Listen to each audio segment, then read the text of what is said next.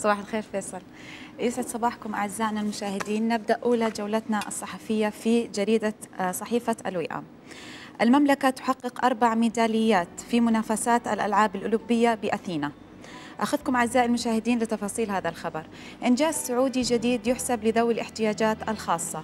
واصل منتخب المملكة لذوي الاحتياجات الخاصة حصد الميداليات الذهبية خلال مشاركة بدورة الألعاب العالمية للأولمبياد الخاص ب 2011 المنعقد حالياً بأثينا بعد 4 تحقيقات ميداليات ذهبية لألعاب القوى ورياضة السباحة، ليرفع رصيده من الميداليات إلى 5 ذهبية وبرونزية واحدة مع انتهاء هذا اليوم.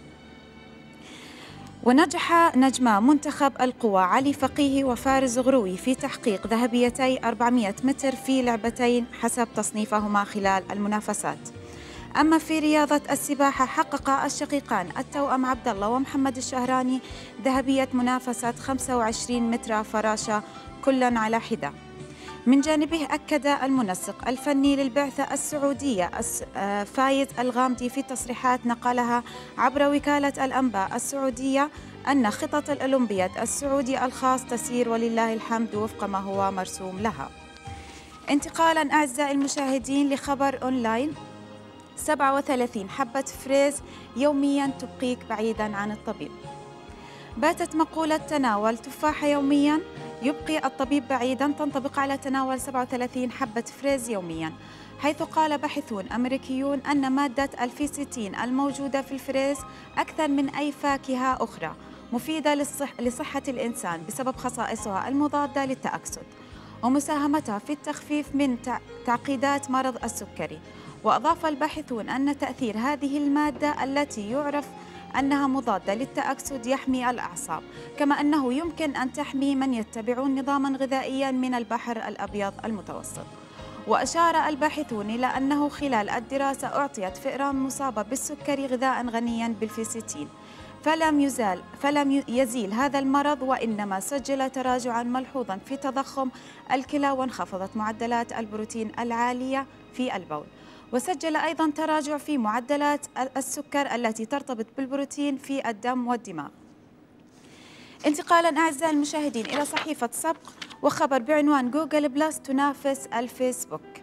أعلنت شركة جوجل أنها بصدد تدشين موقع جديد للتواصل الاجتماعي منافس لموقع فيسبوك. وقال نائب رئيس إدارة المنتجات في جوجل إن تلك الخدمة الجديدة تسمى جوجل بلس شبيهة بالفيسبوك بما يتضمن توالي التحديثات لخدمات الصور والرسائل والتعليقات ومحتويات أخرى من جانب مجموعة مختارة من الأصدقاء. وتحاول جوجل أيضاً من خلال هذه الخدمة تحدي فيسبوك بهدف زيادة حجم الإعلانات لديها بتعزيز عدد مستخدميها. ننتقل لصحيفة نسيج بعنوان مشروبات الدايت لا تساعد على التنحيف. أثبتت دراستان جديدتان خطأ الاعتقاد السائد بأن المشروبات الغازية الخالية من السكر والمحليات الاصطناعية تساعد في التنحيف، بل تبين أنها على العكس من ذلك تماماً، أنها تسيء للصحة وتزيد الوزن. وأظهرت دراسة ثانية أن المحلى الصناعي غير السكري زاد مستويات السكر في الدم عند الفئران. ما أدري إيش حكاية الفئران اليوم معنا. وقالت إحدى معدي الدراستان أن هذه المشروبات قد تكون بلا سعرات حرارية ولكن ليس من دون عواقب تؤثر على الصحة.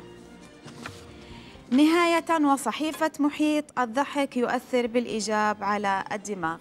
ما أدري أشوف فيصل يضحك، خلينا نسأل إيش رأي فيصل بالعنوان. كثرة الضحك؟ إيه والله كثرة الضحك يعني إن شاء الله أنها تكون جيدة، بس شيء ما تموت القلب. يؤثر، هو يقول يؤثر بالإيجاب على الدماغ، بس ما أدري إيش القلب، إيش بيأثر على إيش بالقلب. والله أنا اللي عارفه إنه الضحك يأثر على عضلات الوجه، على الدماغ، على الجسم. يعني إيجابي ولا سلبي؟ لا أتوقع إنه إيجابي، لأنه يلا يعني خلينا شيء نشوف. كويس للجسم. خلينا نشوف تفاصيل الخبر. يبدو أن سماع شيء مضحك لا ينير وجوهنا فقط، بل أنه يلعب الدور نفسه مع الدماغ، حيث قال باحثون أنه كلما كانت النكتة التي نسمعها أكثر فكاهة يزداد نشاط مراكز المكافأة في الدماغ، مما يخلق نوعا من السرور والفرح. وعمد الباحثون إلى تصوير أدمغة متطوعين مقطعيا للمقارنة بين ما يحصل عند سماعهم كلام عادي أو نكت، فتبين أن مراكز المكافأة تنشط وتصبح أكثر استجابة رداً على الدعابات والفكاهات.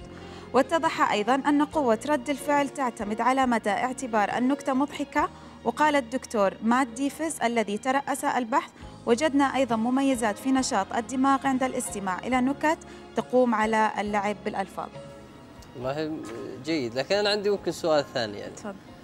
الواحد إذا التثاؤب عنده كثير إيش يدل يعني؟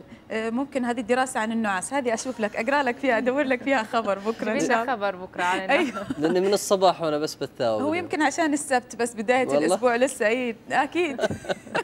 يعطيك العافية يا منى. يعطيك العافية شكراً. فيصل، يعطيك شكراً. العافية بنان. أعزائنا المشاهدين أشكركم على حسن المتابعة، أشوفكم بكرة في أخبار جديدة غريبة عجيبة في الصحافة الإلكترونية. مع السلامة. شكرا يا منى، شكرا لك. وأنا معك تماما في الموضوع، أنه يمكن في يعني أحيانا أمور السعادة، أمور الضحك، الأمور اللي ممكن أنها تجلب التفاؤل، أكيد لها فوائد عديدة على الجسم بصورة عامة. راح ننتقل مشاهدينا معكم الآن